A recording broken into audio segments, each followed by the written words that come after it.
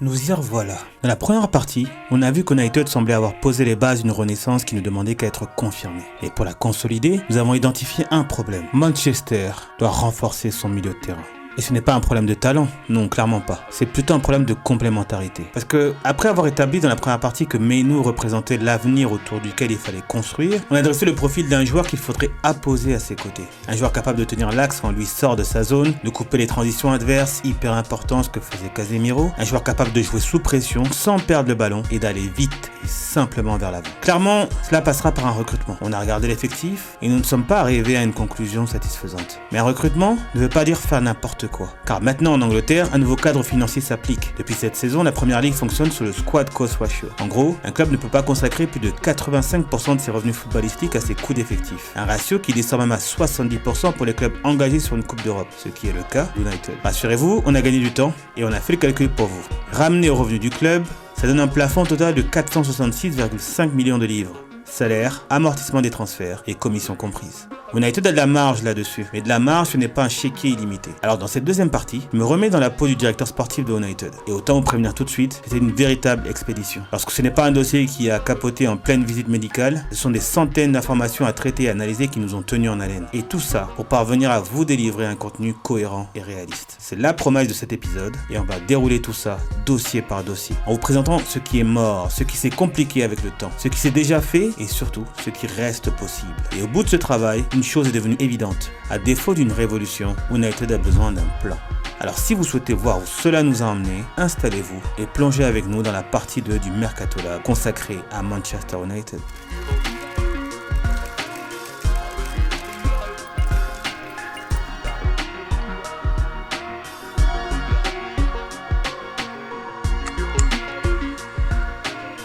Commençons tout de suite par les dossiers qu'on a perdus sans jamais avoir vraiment eu la main dessus. Pas parce qu'on a mal négocié, pas parce qu'on a mal évalué, simplement parce que quelqu'un d'autre a été plus rapide, ou parce qu'une opportunité s'est refermée tout simplement. C'est donc des dossiers que je juge hors de notre contrôle, ou presque. Des dossiers intéressants car ils nous permettent de comprendre certains mécanismes du marché des transferts. Et c'est exactement ce que font les 4 noms qui vont suivre.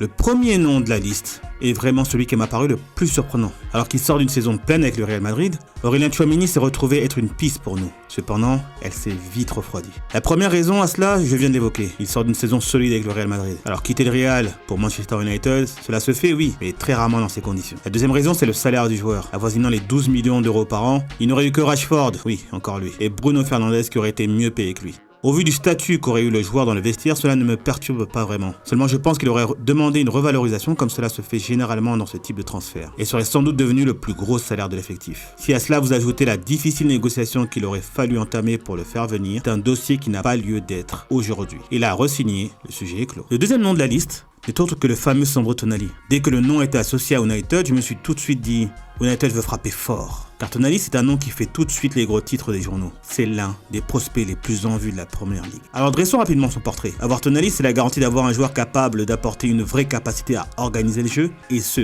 dès les premières relances, une capacité à presser, orienter et accompagner les attaques de son équipe. En somme, c'est un milieu complet, capable de jouer le rôle de métronome, relayeur et celui d'un régista moderne. Il est tellement impactant qu'il finit par cristalliser le jeu de toute son équipe. Une fois que l'on a dit ça, on comprend la réticence à foncer sur ce dossier, surtout en considérant ce que l'on a déjà construit. Et pour 100 millions d'euros, c'est clairement un risque que Manchester n'a pas besoin de prendre. Pendant que l'on évoque ces joueurs que le marché des transferts évalue chèrement, abordons du coup le cas de Matheus Fernandes. C'est un joueur également associé au Brest Devils durant cet été, et son cas mérite que l'on s'y attarde 30 secondes. C'est un joueur engagé défensivement, grosse activité, l'un des plus gros tacleurs par 90 minutes de la Première Ligue, et doté d'une qualité technique rare. Ses attributs en font un joueur capable d'une grande créativité. On vient de dresser le profil d'un joueur capable de jouer presque tous les postes du milieu de terrain, endosser un nombre de rôles important. En fait, il est presque trop complet pour ce que l'on recherche, et donc beaucoup trop cher. West Ham ont demandé 85 millions de livres, United n'a donc pas suivi, et c'est donc Tottenham qui l'a récupéré. Le dernier nom de cette liste est un profil un peu particulier. Ce joueur a fait partie de mon panel dès mes premières recherches sur ce sujet, car c'est un joueur qui sort de 2 saisons accomplies à Lisbonne. Il s'agit de Morten Hjulmand. Capitaine du Sporting Lisbonne, c'est un joueur doté d'une grande intelligence de jeu. C'est un joueur qui sait se placer sur les intervalles de passes adverses. Il a une grande capacité à défendre sans être un tacleur fou, une bonne présence dans les duels, et son capitanat témoigne de ses qualités de leadership. C'est donc un excellent prospect, mais avec un bémol. Hjulmand jouait dans une équipe qui était ultra dominante dans ce championnat. Quid de son adaptation dans une équipe plus verticale? Je vous laisse répondre. Dans tous les cas, c'est le style de joueur qu'il faut aller chercher en début de mercato, plutôt qu'au moment où tout le monde s'active, car le ratio coût-performance le place très vite au-dessus de la liste et attise les convoitises. L'Atlético Madrid a très vite sécurisé le deal pour 40 millions d'euros, pendant que nous étions occupés à valider ou invalider la venue d'autres joueurs. En parlant de ces dossiers qui nous ont occupé le desk d'United cet été, il y en a un qu'il faut qu'on sorte du chapeau. C'est celui des dossiers complexes. Ici, le problème n'est pas le marché, mais notre capacité à le lire, le comprendre et se concentrer sur ce qui en vaut vraiment la peine. Une visite médicale qui capote en interne, un prix qui s'envole après un seul match seulement, un joueur dont la cote part en flèche à cause de ses performances récentes, mais dont le nom ne faisait jusqu'alors absolument pas partie de nos top priorités. Ici, on va s'attarder sur 3 dossiers, ou 3 formes différentes de complications. Toujours la même question en toile de fond. Est-ce qu'on a bien respecté notre fil rouge ou est-ce qu'on s'est laissé emporter? Le premier dossier, vous l'aurez deviné, il s'agit d'Ederson, le joueur de l'Atalanta est pour le coup un vrai transfert avorté. Avant même que les grandes écuries européennes aient eu le temps de dégainer, le desk a essayé de sécuriser le deal. Mais alors qu'il devait être la première recrue de l'été, le transfert a capoté après la deuxième visite médicale, juste après sa Coupe du Monde. Maintenant, la question que je me suis posée, aurait-il pu résoudre la problématique que nous avons soulevée dans la première partie? Lorsque tu recrutes un joueur comme Ederson, tu vas chercher du volume, de l'intensité, de l'agressivité, mais également de la projection, d'un joueur qui participe aux attaques de son équipe, et surtout à l'effort défensif de celui-ci. Ederson, c'est beaucoup d'efforts à la récupération. Donc, un joueur capable de jouer à un rythme élevé et une grande présence athlétique. Même si toutes ces qualités sont appréciées, elles ne correspondent évidemment pas à celui d'un complément à Kobbie Mainoo. Et le risque avec un tel joueur, aux côtés du prodige anglais, c'est même que tu peux accentuer les déséquilibres de ton milieu de terrain. Un milieu déjà très vertical. Finalement, avec ce transfert avorté, United s'évite peut-être un empilement qu'il aurait eu du mal à justifier, surtout avec le non-départ d'Ugart. D'ailleurs, pour la réflexion, la coïncidence de l'annulation du deal semble presque suspecte tant le timing est mauvais. On peut approfondir, mais je reviendrai dessus plus tard dans la vidéo, car j'ai mon propre avis sur la question et je pense que ça mérite de s'attarder dessus quelques minutes. Le deuxième nom de ce dossier est vraiment un super prospect à suivre pour les prochaines années. Jeune milieu de terrain de tout juste 18 ans, c'est un joueur qui donne à son équipe beaucoup de temps grâce à son intelligence positionnelle et grâce à sa grosse qualité technique. Qui dit augmentation de son intérêt, dit début d'une hype. Et il faut être honnête sur la réalité de ce dossier pour United. Le club suit Boadi depuis plus d'1 an selon les médias, mais dans le sprint final qui s'est joué pendant ce mondial, c'est Manchester City qui a pris l'avantage. United n'a d'ailleurs jamais été le favori sur ce dossier. Simplement l'un des clubs qui gardait un œil dessus. Pour l'instant, Boadi est un deal à 100 millions, en raison de son potentiel bien évidemment. Et United n'a clairement pas besoin d'un potentiel. Au contraire, ils ont besoin d'un joueur déjà opérationnel qui viendrait compléter ce milieu de terrain. Le troisième et dernier nom de ce dossier, c'est Manu Koné. Avec un contrat courant jusqu'en 2029, important de le préciser, est un joueur qui pourrait également correspondre à notre besoin sur le principe. C'est un joueur qui a développé une palette technique large sur ses premières touches, capable de jouer sous pression, et un joueur déjà avec une très bonne vision de jeu. C'est l'un des joueurs les plus puissants du panel étudié. Le joueur joue dans le double pivot de l'AS Roma et est devenu pendant cette Coupe du Monde l'un des piliers du milieu de terrain de l'équipe de France. C'est d'ailleurs intéressant de constater que l'intérêt de United se soit agrandi sur la même période. Il semblerait que la Roma ne serait pas fermée à une vente selon plusieurs sources, mais que le club romain pourrait faire monter les enchères, ce qui est bien évidemment la loi du marché. Maintenant, je vais mettre ma réserve. Koné, c'est un très bon joueur avec ballon, et un joueur capable d'une bonne activité défensive, lorsqu'on lui permet d'aller presser l'adversaire, mais ce n'est pas le stabilisateur qu'on recherche. Avec Koné Mainoo, United aurait le même style de déséquilibre qu'avec Ederson Mainoo. Quand ton adversaire est nettement moins fort, le coup peut être tenté. Mais c'est ce duo, lorsque ta défense ne présente pas beaucoup de certitudes comme c'est le cas actuellement, c'est un risque inutile à prendre. Je profite de ce moment pour faire une petite parenthèse avant de continuer. Si vous êtes encore là, à ce stade de la vidéo, c'est que ce genre d'exercice, autour de la data, du diagnostic et de la décision autour des clubs, ça vous parle. Alors je vous propose un deal. Dans l'esprit de ce qu'on fait ici, vous me donnez votre avis en commentaire sur le prochain club que vous aimeriez qu'on traite, sur les joueurs qu'on a traités dans cette vidéo, est-ce que vous l'aurez gardé ou écarté. Et moi je vous garantis une chose, qu'on continuera à creuser ce genre de sujet, peut-être pas chaque semaine, mais régulièrement, sans jamais vous vendre du rêve mercato. Alors si cette approche vous convient, direction le bouton abonnement, juste là. C'est littéralement le seul moyen pour que la chaîne continue de grandir. Allez, on reprend. On vient de passer en revue 7 noms. Et aucun n'est venu renforcer l'effectif. 7 dossiers et toujours pas de deal. Alors la question qui s'impose est, est-ce que United a seulement bougé cet été? La réponse, mes amis, est oui. Pendant qu'on évaluait tous ces dossiers et qu'on cherchait à établir leur faisabilité, notre partie du desk a quand même bouclé quelques arrivées. Alors avant d'aller plus loin dans notre propre shortlist, il faut regarder ce qui a déjà été fait. La première recrue de l'été pour les Mancuniens, c'est André Santos, recruté pour environ 50 millions de livres en provenance de Chelsea avec un contrat de 5 ans à la clé. Sur le papier, c'est le strict opposé de Ederson, car Ederson c'était le volume et la projection. Avec André Santos, tu recrutes un véritable gardien du coffre-fort, le milieu défensif que l'on cherche depuis le début en fait. 83e percentile en première ligue sur les tacles, il a un pourcentage de duels gagnés qui n'a rien à envier à personne dans ce dossier. Mais pour vraiment comprendre ce joueur, il faut regarder ailleurs qu'à Chelsea. Parce qu'à Chelsea, il n'a jamais eu l'occasion de montrer l'étendue de son talent. Seulement 1255 minutes la saison passée, sans jamais pouvoir s'imposer comme un titulaire indiscutable. Le vrai André Santos, c'est celui qu'on a vu en prêt à Strasbourg, avec 10 buts, 3 passes décisives décisives et 66,7% de duels gagnés. 110 tacles et 32 interceptions et 27 occasions créées sur la saison. C'est donc un profil complet de milieu défensif que l'on vient de récupérer. Des chiffres monstrueux pour un milieu de tout juste 20 ans. Maintenant, si on a des doutes sur sa capacité à s'imposer, c'est que peut-être à 20 ans, il a encore besoin de temps. Or nous, on cherche un joueur à apposer aux côtés de Mainoo tout de suite. Pour moi, c'est un bon ajout à l'effectif, mais plus un joueur à développer qu'un joueur ready to play. Espérons pour les fans qu'il soit précoce et qu'il nous démontre le contraire. Abordons tout de suite la deuxième grosse recrue de ce mercato, Youri Tielemans. Le joueur est arrivé via une clause libératoire de 36 millions de livres en provenance d'Aston Villa et a également paraphé un contrat jusqu'en 2031. Et là, pour le coup, on change complètement de registre par rapport à Santos. Tielemans, c'est la polyvalence incarnée. Il peut jouer 6, 8, même 10, selon les besoins. Son niveau de créativité est l'un de ses atouts phares. Il possède une réelle capacité à créer par la passe, en trouvant toujours des solutions que peu de joueurs voient. Il détient même le record de passes réussies en un seul match de première ligue. Le deuxième atout majeur du joueur pour cet effectif, c'est son leadership avéré. C'est le capitaine de la Belgique, et dans un vestiaire qui s'est drastiquement rajeuni sur ces dernières années, un peu d'expérience et de caractère ne serait pas de tout refus. Autre chose, statistiquement, quand il joue, il fait preuve d'une régularité appréciée. Le problème avec le joueur maintenant, c'est plutôt sa capacité à rester sur le terrain. Et sur ce point, il faut être clair. 23 matchs manqués cette saison, plus de 100 jours d'arrêt pour cheville et mollet. Et alors qu'il était revenu de ses blessures qui le tenaient à l'écart des terrains depuis janvier, voilà qu'il se reblesse lors de l'échauffement précédant le quart de finale du mondial. Il n'avait jamais connu un tel cumul. Soit c'est un concours de circonstances, soit c'est un vrai signal qui s'installe à 29 ans. Si j'étais à la place de Michael Carrick, je prolongerais ses vacances plus longtemps que la normale, avant de le remettre en selle pour la saison 26-27. Car un joueur comme lui, c'est un véritable apport s'il est en pleine possession de ses moyens. Mais s'il ne l'est pas, il peut devenir un véritable poids mort également, que tu te traînes pour une période indéterminée. Et ça, United n'en a absolument pas besoin.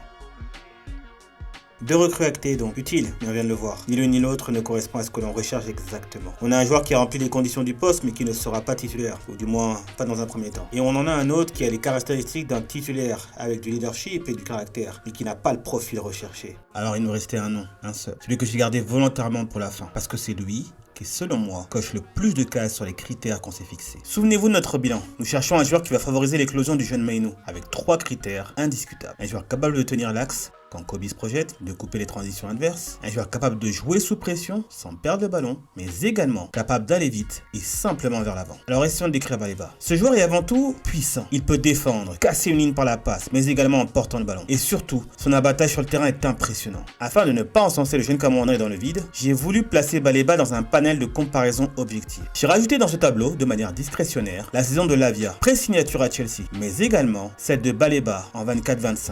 Sur le cumul des actions défensives, on constate qu'il est souvent dans les meilleurs tacleurs, intercepteurs et qui concède très peu de pertes de balles, étant même numéro 1 sur le panel 2025-2026, même si je rajouterai en astérix son volume de minutes est plus faible sur la saison 25-26 que sur les 24-25. C'est donc un excellent joueur qui peut réellement permettre à United d'aller à la conquête de cette fameuse domination territoriale, si chère à nos tacticiens préférés. Le petit plus, c'est qu'il fit avec Mainoo jusqu'au moindre détail. Baleba est gaucher, comme Mainoo est droitier. Un atout supplémentaire dans un effectif qui ne compte aucun gaucher, même avec les recrues, lorsque l'on s'arrête aux joueurs pouvant évoluer à ce poste. On a donc 2 jeunes joueurs appelés à devenir le socle fondamental de cette équipe. Après avoir checké le dossier médical qui est clean, une seule blessure musculaire de 8 jours en 2 saisons, le joueur a l'avantage d'avoir été éprouvé à l'intensité de la ligue anglaise. Maintenant, parlons de ce qui pourrait entraîner des réticences à sa venue. Et il y en a. En fait, entre les 2 exercices, son volume d'action défensive a chuté significativement. À l'image de son nombre de minutes jouées, qui est passé de 2670 à 1177 minutes cette saison, Baleba a nettement bien performé. La première raison à cela est peut-être due à sa participation à la CAN, qui est venue tronquer sa saison. Mais soyons honnêtes, ce n'est sûrement pas la seule raison. Car si vous prenez le temps d'aller voir les matchs de Baleba, vous allez remarquer une chose. C'est un joueur qui a tendance à prendre un peu plus de risques que la moyenne sur les relances, pouvant parfois provoquer des pertes de balles dangereuses. Si cela ne se voit pas à première vue sur ses stats, c'est plus flagrant lorsque l'on regarde la différence d'erreurs ayant amené à un tir entre lui et les autres prospects du panel. Maintenant, une fois qu'on a dit ça, est-ce suffisant pour faire oublier ses qualités de sécurisateur?